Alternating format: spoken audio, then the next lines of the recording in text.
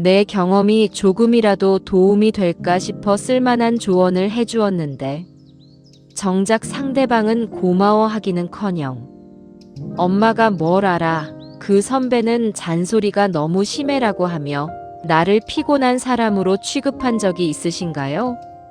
분명 좋은 뜻과 다정한 정으로 건넨 한마디 한마디였는데 정작 내 입을 열면 열수록 주변 사람들은 슬그머니 내 곁을 떠나가는 참으로 억울한 순간들이 찾아옵니다.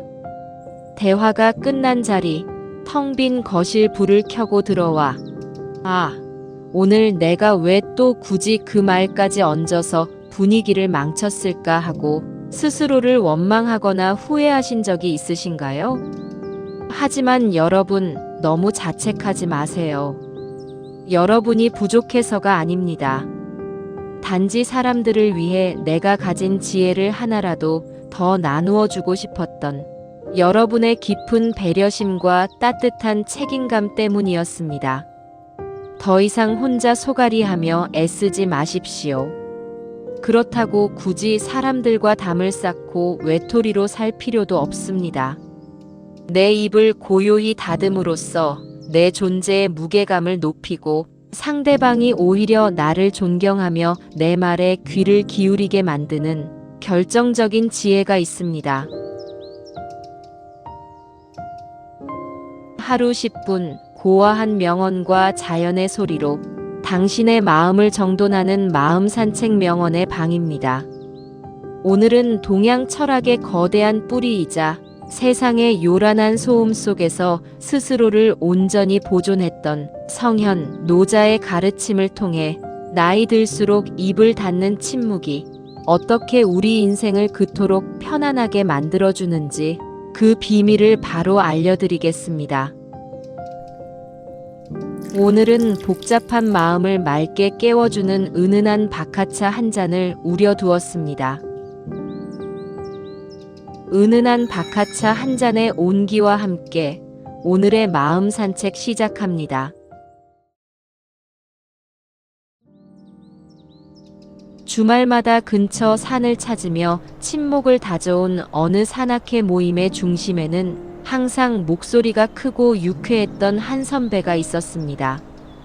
대기업에서 꽤나 성공적인 직장 생활을 마치고 내려온 터라 세상 물정에도 밝았고 후배들이나 동료들이 고민이 있어 보일 때면 언제나 자처해서 정답을 내려주곤 하던 참 열정적인 분이었지요. 그분은 자신이 먼저 걸어온 험난한 사회의 경험치를 나누어주는 것이야말로 모임의 어른으로서 베풀 수 있는 가장 값진 선심이라 여겼습니다. 하루는 동료가 산을 내려와 들른 막걸리집에서 한숨을 쉬며 요즘 주식시장이 너무 안 좋아서 속이 타네, 노후 자금이 묶여버렸어 하고 푸념을 얹었습니다. 그 순간 안타까운 마음에 도움을 주고 싶었던 그 선배는 잔을 내려놓기가 무섭게 말을 했습니다. 꺼봐. 내가 진작에 그 종목은 건드리지 말라고 그랬잖아. 내 말 들었으면 이런 일 없지. 내 주변에도 고집 피우다가 은퇴 자금 날린 사람 수두룩해. 또 다른 날에는 후배 회원이 장비를 챙기다 끈을 묶는데 서툴러 멈칫하자 그 모습을 지켜보던 선배는 기어이 다가가 한마디를 보태고야 말았습니다. 장비만 비싼 거 샀지 기본을 모르는구만. 산을 탈 때는 신발끈부터 단단히 죄어야 무릎이 안 상하는 법이야. 이리 줘봐. 내가 매줄 테니까. 상대가 며느리와의 불화로 속을 끓일 때도 애초에 기싸움에서 밀리면 평생 끌려다니는 거야. 처음부터 버릇을 고쳐놔야지 하며 자신의 집안 장악력을 은근히 자랑 섞어 전수해주기도 했습니다. 선배의 마음에는 단 한 점의 무례함이나 조롱도 없었습니다. 오직 내가 먼저 겪어본 시행착오를 주변 사람들이 피해가기를 바라는 참으로 투박하고도 진심 어린 배려이자 정의 표현이었습니다. 그러나 시간이 흐를수록 산악회의 분위기는 참으로 기묘하게 변해갔습니다. 멀리서 회원들이 모여 웃으며 이야기를 나누다가도 선배가 다가가 곁에 앉으면 약속이라도 한 듯 슬그머니 휴대폰으로 시선을 돌리곤 했습니다. 단톡방에 주말 산행 공지 올려놨으니 확인들 하세요라는 말을 해도 화면을 확인한 후 그저 테이블 위에 전화기를 뒤집어 놓을 뿐 누구 하나 시원하게 맞장구를 치지 않았습니다. 산행이 끝나고 셔틀버스에 올라타 나란히 앉을 때도 회원들은 약속이나 한 듯 어유 오늘 피곤해서 눈 좀 붙여야겠네 하며 이어폰을 귀에 꽂아버렸습니다. 분명 좋은 뜻으로 다 저들을 생각해서 피가 되고 살이 되는 조언을 아끼지 않았는데 왜 사람들은 그 선배를 잔소리꾼 취급하며 슬슬 피하는 것일까요? 사람들의 싸늘한 시선 뒤편에서 그 선배는 내가 뭘 그렇게 잘못했나 하는 서운함과 억울함이 섞인 탄식을 속으로 삼키며 쓸쓸히 집으로 돌아와야 했습니다. 이 쓸쓸한 선배의 모습은 비단 남의 이야기만은 아닐 것입니다. 내 소중한 자식에게, 아끼는 주변 이들에게 도움을 주고 싶었을 뿐인데 말이 많아 피곤한 사람이라는 낙인이 찍혀 고독해지는 아이러니가 발생합니다. 우리는 왜 자꾸만 내 경험을 말로써 증명하려 하고 상대방은 그 진심 어린 말의 끝자리에서 왜 거부감의 벽을 세우는 것일까요? 이것이 바로 인간관계가 지닌 냉혹한 역설입니다. 인간은 아무리 가까운 사이라 할지라도 타인의 입을 통해 쏟아지는 조언보다 자기 자신의 존재와 가치를 먼저 인정받고 싶어 합니다. 상대가 나에게 속상한 마음을 털어놓는 것은 나에게 처방전을 구하기 위해서가 아니라 자신의 답답한 처지를 고스란히 알아달라는 위로의 요청일지 모릅니다. 이러한 인간의 본성을 헤아리지 못한 채 내가 겪어봐서 아는데라며 입을 여는 순간 그것이 아무리 금쪽 같은 조언일지라도 상대에게는 내 삶의 방식을 강요하는 간섭이자 훈계로 받아들여지기 마련입니다.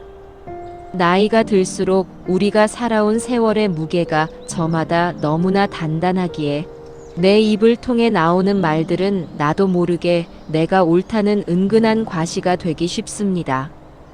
그리고 그 과도한 친절의 언어가 역설적이게도 내 주변의 소중한 인연들을 밀어내는 날카로운 가시가 되기도 합니다. 수천 년 전 천하의 영웅들과 책사들이 저마다 자신의 똑똑함을 뽐내며 분주히 입을 움직이던 춘추전국 시대의 난세를 관조했던 성현 노자는 일찍이 인간이 가진 말의 헛됨과 독을 꿰뚫어보고 도덕경에 이렇게 적었습니다. 다언수궁 불여수중.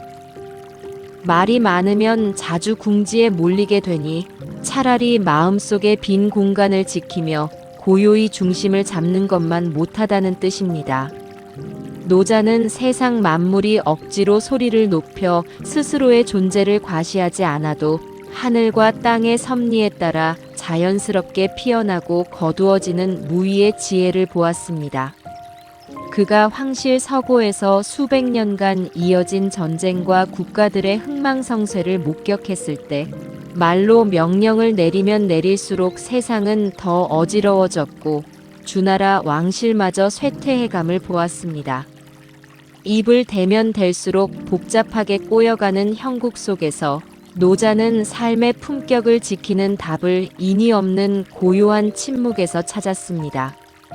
또한 그가 남긴 가르침 중 말의 본질을 이토록 시리게 파헤친 구절이 또 어디 있겠습니까?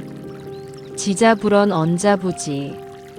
진정으로 삶의 깊이를 아는 사람은 함부로 말하지 않고 자꾸만 입을 열어 말하려 애쓰는 사람은 실상 제대로 알지 못한다는 뜻입니다. 내가 무언가를 조금 더 많이 경험했고 더 잘 안다고 여겨질 때 우리는 남의 삶을 나의 기준으로 진단하려는 마음이 고개를 듭니다. 그러나 인생의 거대한 흐름을 이해하는 진짜 지혜로운 이는 말이라는 거친 그릇으로 타인의 인생을 담을 수 없음을 잘 알고 있습니다. 그렇기에 오히려 미소 지으며 입을 닫고 상대방의 언어가 편안히 숨 쉴 공간을 비워두는 법입니다. 우리가 나이 들수록 입을 닫아야 하는 현실적인 이유는 아주 명백합니다. 내 삶의 평온과 존엄을 타인의 평가나 거부감에 내어주지 않기 위함입니다. 대화의 자리에서 말을 아낀다는 것은 내 안에 존재하던 남에게 내 가치를 인정받고 싶다는 조급한 욕심을 단호히 끊어내는 행위입니다. 내 입을 가만히 닫아두는 것만으로도 우리는 쓸데없는 오해와 상대의 싸늘한 시선에 마음을 다치던 영혼의 낭비로부터 한결 자유로워질 수 있습니다. 그러니 이제부터는 삶의 현장에서 작지만 품격 있는 처세 하나를 시작해 보십시오.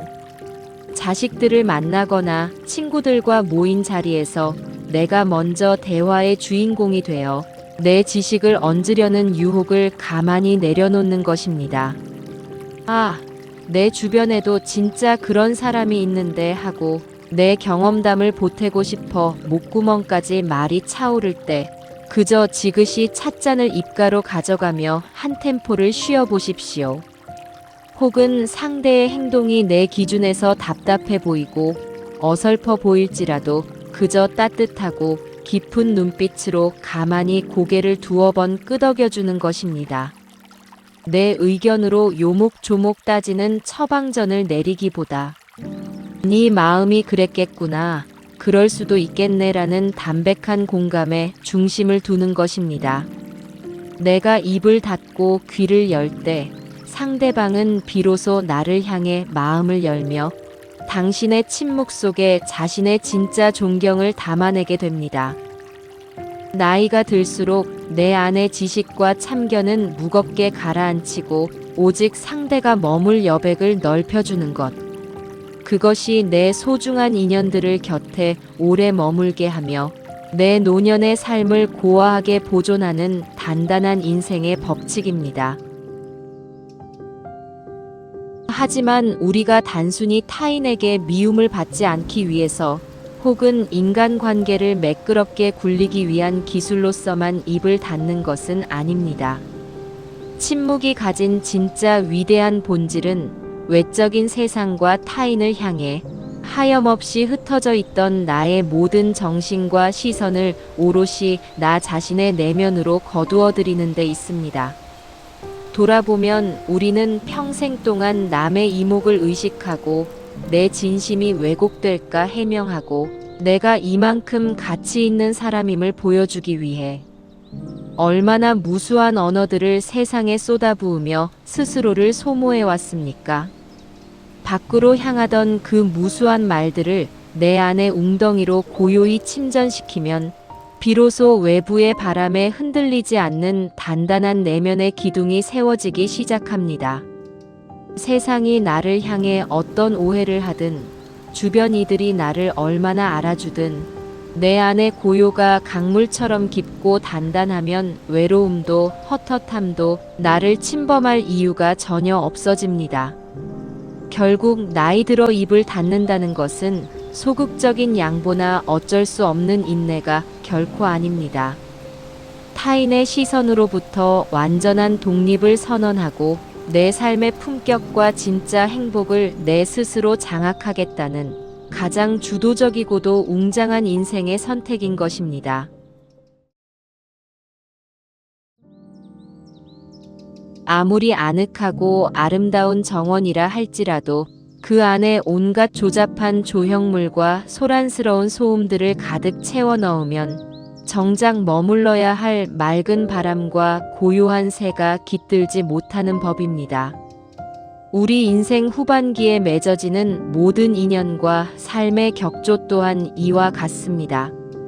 내가 가진 깊이를 다 알아달라고 대화의 자리에 많은 말을 채워 넣기보다는 비어있는 겨울숲처럼 하얗고 넉넉한 여백의 침묵을 남겨둘 때 그 고요한 틈 사이로 비로소 타인의 진심 어린 존경과 세월이 흐를수록 깊어지는 진정한 인연의 향기가 머물 수 있습니다. 그동안 내 진심을 알아주지 않는 차가움 속에서 소중한 이들에게 조금이라도 도움이 되고 싶어 애쓰셨던 당신의 서운한 마음을 참으로 잘 알고 있습니다. 이제는 세상에 당신을 설명하려고 너무 힘 빼지 마십시오. 당신이 오랜 세월 삶의 풍파를 견디며 묵묵히 쌓아 올린 영혼의 깊이는 굳이 소리내어 밖에 내지 않아도 당신의 단정한 뒷모습과 은은한 미소 속에서 이미 충분히 세상 그 무엇보다 고귀하게 빛날 것입니다. 말을 줄이고 나 자신의 내면을 귀하게 여기며 중심을 지켜나갈 때 세상의 그 어떤 요란한 바람도 당신의 품격을 흔들지 못할 것입니다. 마지막으로 노자가 우리에게 남긴 침묵의 대지혜를 나누며 오늘 마음 산책을 마칠까 합니다. 대교약졸 대변약룰. 가장 뛰어난 기교는 오히려 서툴러 보이고 가장 훌륭한 말재주는 오히려 말더듬이처럼 어눌해 보인다는 뜻입니다. 오늘 명언의 방에서 나눈 침묵의 단단한 가치가 당신의 마음속을 한결 더 아늑하고 편안하게 지켜주기를 진심으로 소망합니다. 오늘 이야기를 들으시며 마음속에 머물다간 작은 생각이나 혹은 내 삶을 지키기 위해 시작하고 싶은 당신만의 다짐이 있다면 이 아래 댓글창에 편안한 편지를 쓰듯 남겨주십시오. 당신이 정성스레 적어주실 삶의 문장들을 저 역시 읽어보며 마음으로 함께 걷겠습니다. 구독과 좋아요로 이 고요한 방의 등불을 함께 밝혀주신다면 더 없는 기쁨이겠습니다. 마음속에 고요와 평온이 깃든 하루 보내십시오.